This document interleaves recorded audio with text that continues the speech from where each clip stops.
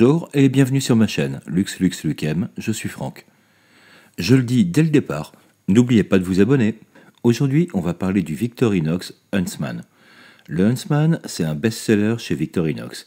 Il a évolué au fil des années. Alors, on va commencer par un petit jeu. Le jeu des 3 grosses différences. Vous avez 5 secondes par face pour trouver les différences entre ces deux modèles de Huntsman. À vous de jouer.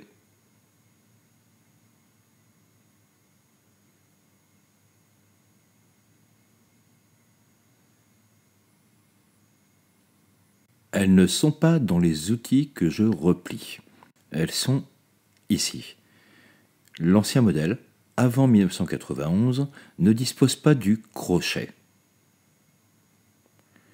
La deuxième différence réside dans le combo tool qui réunit le tournevis plat et le décapsuleur et des nœuds de fil.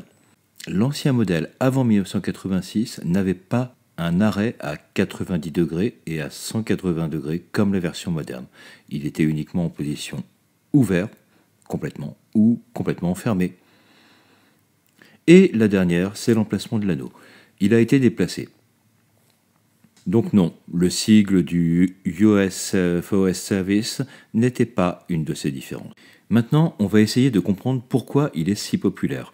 C'est donc un modèle de 91 mm avec sa grande lame. Et puis la petite lame, bien sûr.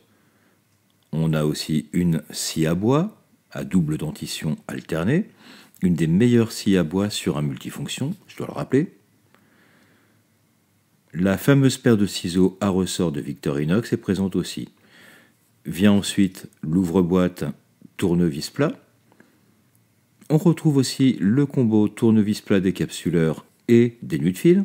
Donc dans la version qui s'ouvre, soit à 90 degrés, soit à 180 degrés.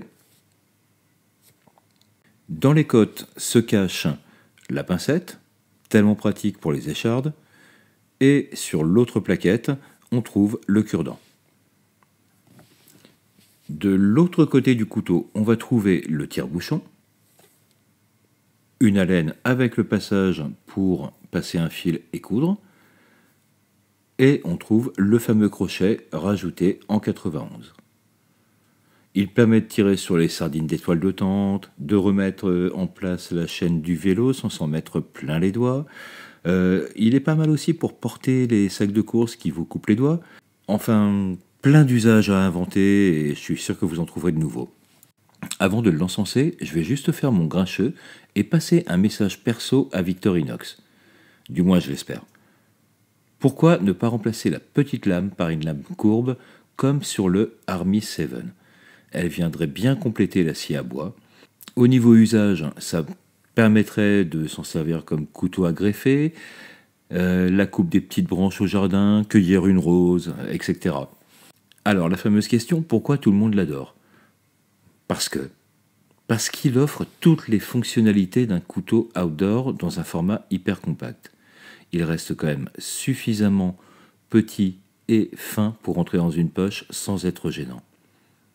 On a la grande lame, la petite lame, la scie à bois, les ciseaux, le combo tournevis décapsuleur, le combo tournevis ouvre-boîte, le tire-bouchon, la laine, le crochet, la pincette et le cure-dent. La preuve que c'est un classique, on le retrouve depuis 1902 au catalogue Victorinox sous le nom de modèle 236. Et plus tard, il a perdu ce numéro de modèle pour gagner le nom de Huntsman.